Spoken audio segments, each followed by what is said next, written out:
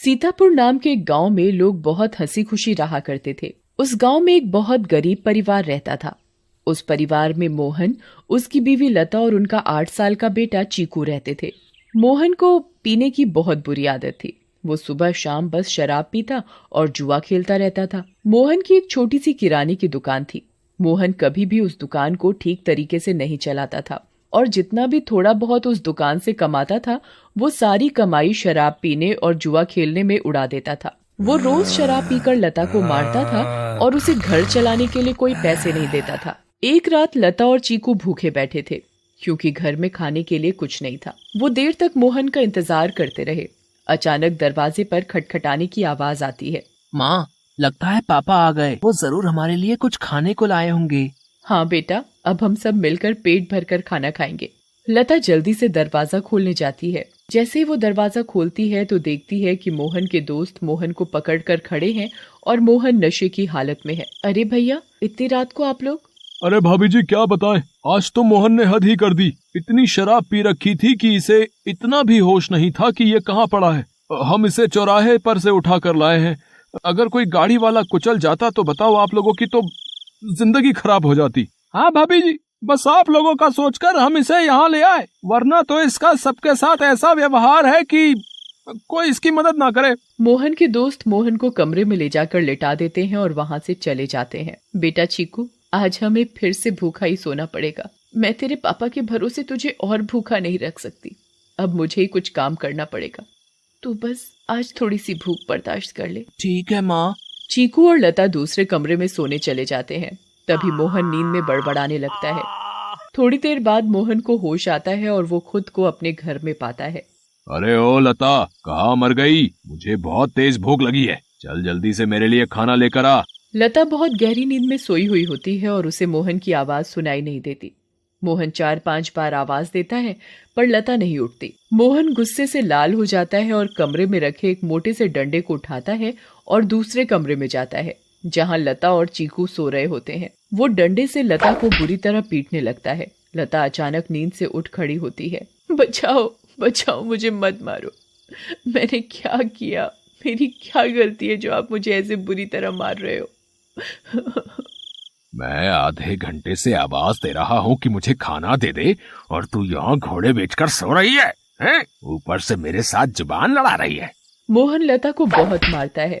आवाज सुनकर चीकू भी नींद से उठ जाता है। वो अपनी माँ को बचाने की बहुत कोशिश करता है पर मोहन किसी की नहीं सुनता और लता को बहुत मारता है। अगली सुबह जब लता उठती है तो उसे बाहर कुछ शोर सुनाई देता है। वो बाहर जाकर देखती है तो लोगों की भीड़ लगी होती है। लता पास जाती है और पूछती है, क्या हुआ रजनी भाभी? अरे तुम्हें नहीं पता क्या? क्या नहीं पता, बताओ क्या हुआ? यही कि चंपा के पति को कल रात एक चुड़ैल उठाकर ले गई। क्या? ये कैसी बातें कर रही हो भाभी आप? चुड़ैल वुड़ैल कुछ नहीं होता। आप भी किसी की बातों पर यकीन कर रहे हो। यकीन कैसे ना हो बहन, मैंने खुद अपनी आंखों से उस भयानक चुड़ैल को देखा है। उसके लंबे बाल, लंबे लंबे नाखून और दांत, उसकी लाल आंखें और डरावना चेहरा मैं कभी नहीं भूल सकती।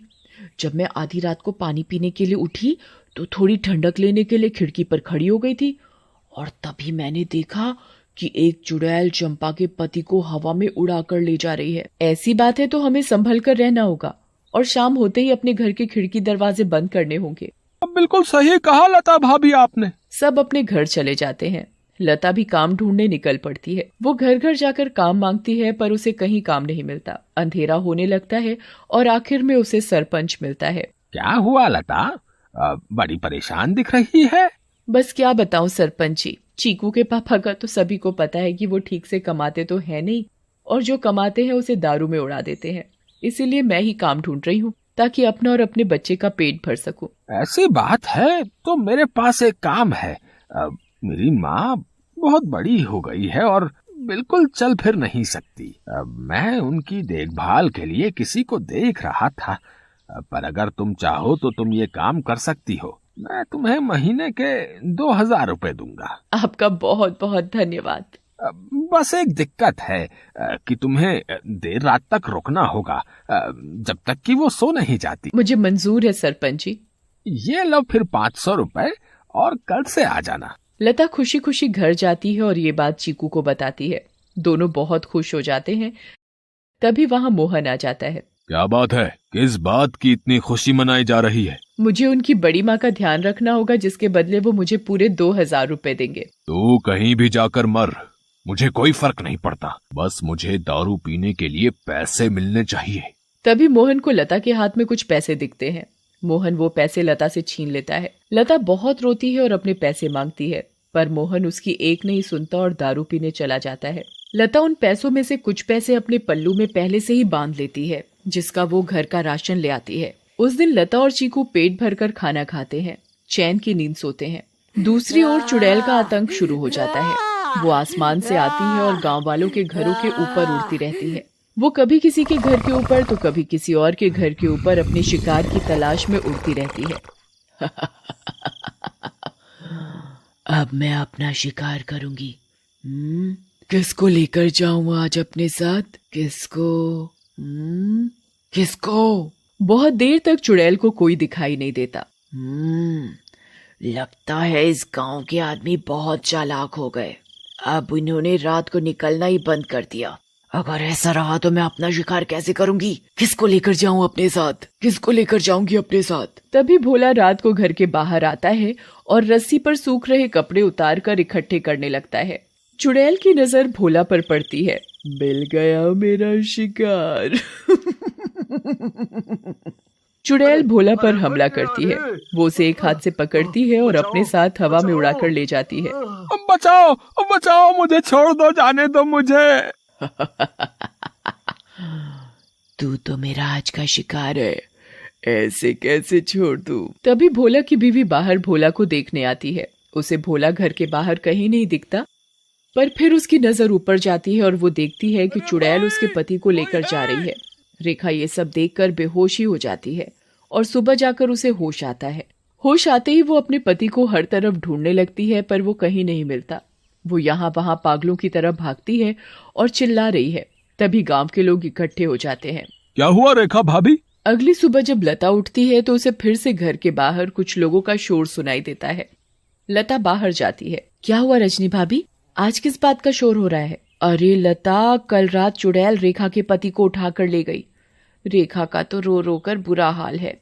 बेचारी रेखा भाभी, पर मुझे ये समझ नहीं आ रहा कि वो चुड़ैल हर रात किसी के पति को ही क्यों उठाकर ले जाती है। सही कहा लता भाभी, हमें इस बात का जल्द से जल्द पता लगाना होगा। सभी लोग मिलकर एक तांत्रिक के पास जाते हैं और सारी बात बताते हैं। मैं अभी पता लगाता हूँ कि ये चुड़ैल चाहती क्या है। ओम ह्रीम क्लीम चामुंडाय विच्चय नमः।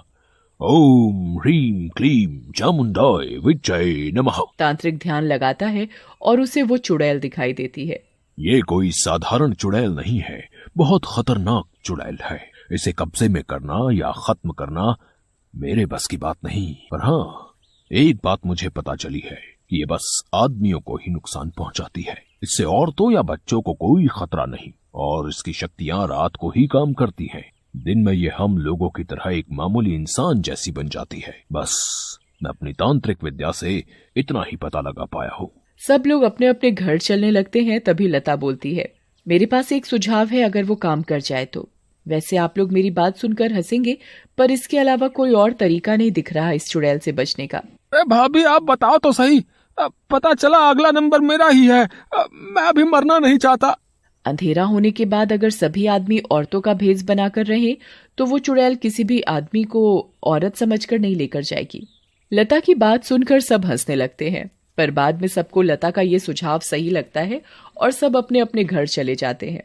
लता भी अपने घर चली जाती है। वो मैं कह रही थी कि गांव में चुड़ैल का आतंक बहुत बढ़ रहा है। वो हर रात एक आदमी को ले जाती है। तो गांव वालों ने तय किया कि सब आदमी अंधेरा होते ही औरतों के कपड़े पहन लेंगे, ताकि वो चुड़ैल उन्हें औरत समझकर छोड़ दे। तेरा दिमाग तो ठिकाने है या पागल हो गई है? कोई बेवकूफी होगा जो ऐसा करेगा। मोहन लता की एक नहीं सुनता और चला जाता है।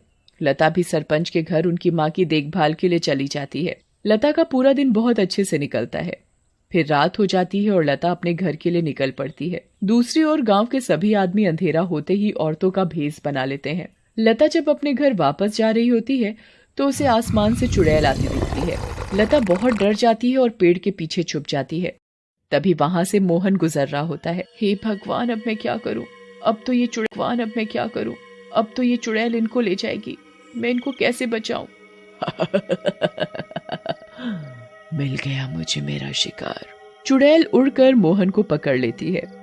बचाओ बचाओ, कोई मुझे इस चुड़ैल से बचाओ। चुड़ैल मोहन को लेकर हवा में उड़ने लगती है। तभी लता दौड़ कर आती है और चुड़ैल का पैर पकड़ लेती है। चुड़ैल लता को देखकर वापस जमीन पर उतर जाती है। ऐ पागल औरत, छोड़ मेरा पैर और ले जाने दे मुझे इस आदमी को। ये मेरा शिकार है। नहीं, मैं तुझे नहीं छोड़ूंगी। मैं तुझे अपने पति को नहीं ले जाने दूंगी, चाहे इसके बदले मुझे अपनी जान ही क्यों न देनी पड़े। चुड़ैल बहुत कोशिश करती है पर लता उस चुड़ैल के पैर को नहीं छोड़ती। छोड़ मेरा पैर, मेरी पायल टूट जाएगी। दूर रह मेरी पायल से। मेरी पायल मेरी जान है। इस चुड़ैल को आखिर इतना क्यों प्यार है इस मामूली सी पायल से, और ये ऐसे क्यों बोल रही है? कहीं इस पायल में ही तो इसकी जान नहीं। मुझे इस पायल को तोड़ देना चाहिए। लता उस पायल को तोड़ देती है। चुड़ैल आग में जलने लगती है। ये तूने क्या किया? मेरी पायल में ही मेरी जान थी और तूने वही तोड़ दी। चुड़ैल उस आग में खत्म हो जाती है। अब मुझे माफ कर दो लता, मैंने हमेशा तुम्हें मारा पीटा और आज तुमने ही मेरी जान बचाई। उस दिन के बाद से मोहन बदल जाता है। वो अच्छे से काम करता है और अपने परिवार का ध्यान रखता है और कभी शराब नहीं पीता। गांव वालों को भी उस चुड़ैल से हमेशा के लिए छुटकारा मिल जाता है और सब हंसी खुशी रहने लगते हैं।